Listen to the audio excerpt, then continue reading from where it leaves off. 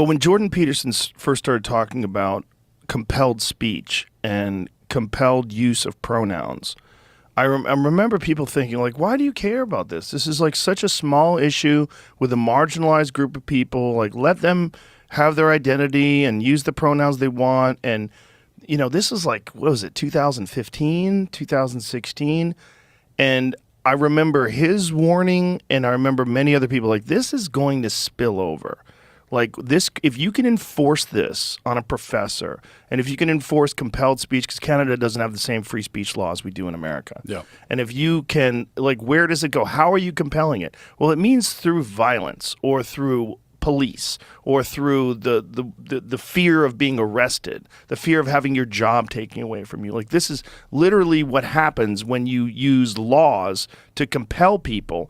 Like, you have to have some sort of a punishment if they don't follow through, if they don't follow your orders. And this is what he was worrying about.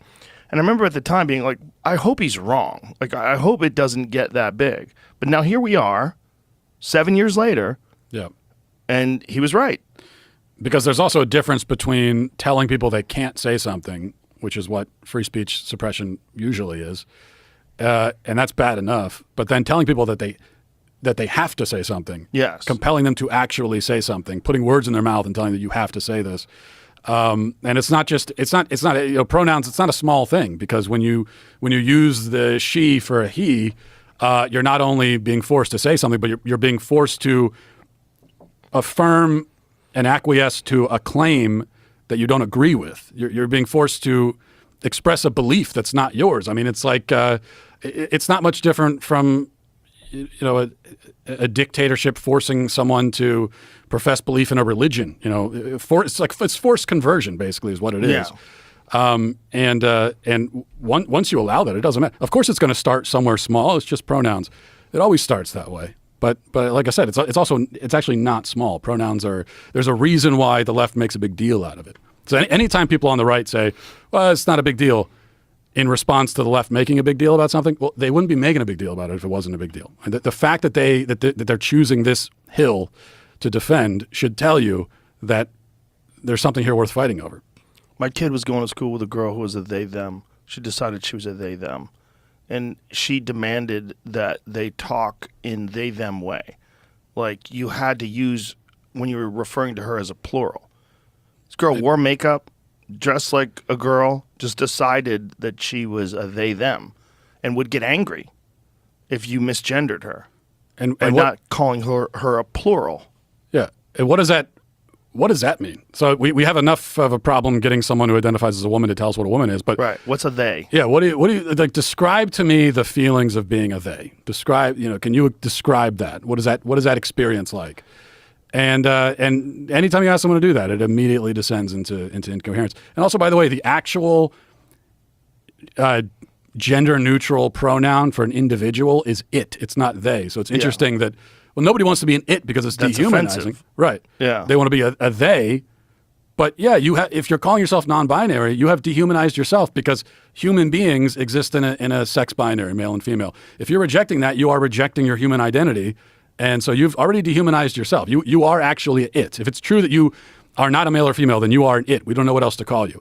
And then maybe more importantly, one of the things that you're doing when you're doing that is you're giving people, especially if you do it to young people, you're giving them an opportunity to be special and to get special treatment without any special act. They haven't done anything that warrants that unique behavior. Yeah, I think that's a really important point. I think that's actually so much of this that and people don't notice it, but a lot of this is just standard narcissism. Yes. Especially you listen to these, you know, why is this so common among celebrities now? All the celebrities have trans kids and they're coming out as non-binary and whatever else.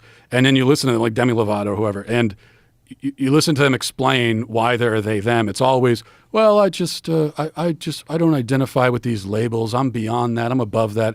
It's like these labels were good enough for billions of humans before you, but it's not good enough for you. You can't find yourself there.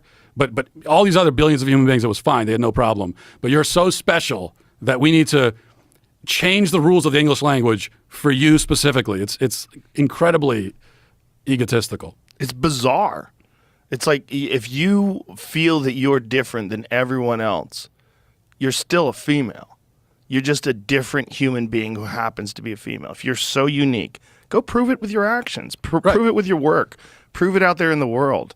But to demand this very special attention, and that's what we give people. Like, if you give people that thing today, they'll tell, there's groups of people that will tell you, you're amazing, you're incredible, you're beautiful, you're brave. It gives them positive affirmation for making these decisions. It's also part of what you're describing is personality, right? I mean, so if you're saying, oh, I'm a female, but I don't identify with girly things and I don't like the color pink and whatever. Okay, that's your personality, and it's fine. There are many ways to be a woman. There are many ways to be a man. There's like almost infinite ways of doing it because each man and woman has their own personality, their own perspective of the world, and that's fine. So I think that what I'm expressing is more the kind of traditional idea is much more expansive because it allows you as a man to just be who you are. You're still a man, but be who you are. The idea now is that if you're a man, but you have interests or ideas that fall outside of the standard norm, now you lose your manhood. You're actually a woman. So they're actually reinforcing the gender binary while trying to destroy it at the same time, which is interesting. But I think most of what they're trying to describe is actually just personality. Yeah. And now we have this situation where you could have a person who has 5 different genders and 6 sexual orientations, but no personality because their personality has been subsumed by all of these labels. They've categorized and labeled and everything, and it's really strange. The art exhibit recently where the girls threw soup on the Van Gogh. You know about that story? Oh, yeah. They asked, someone was interviewing them. Oh, Patrick Bet-David was interviewing them and asked them, can I ask what your pronouns are? And she said she was he, she, they. He, she, and they. I go, so you're masculine, you're feminine, and you're plural. She's all of them. She's everything. She's basically like a Hindu god. It's like what are you? This is just laziness. At least choose one. It's just pompous nonsense. It's just, in that particular case, thinking that you're going to fucking cure climate change by throwing soup on a priceless painting and then gluing yourself to a wall. And also, what does it tell you that the person interviewing her knew that she definitely has different pronouns? Like, yeah, you just know sure. It comes with the package, which tells you that, again, that this is an ideological and political thing. It's not an actual identity. If you were one of those people that thought that there was a literal attack on the foundations of this country to try to destroy it from the youth up, what better way to do it than with social media reinforcing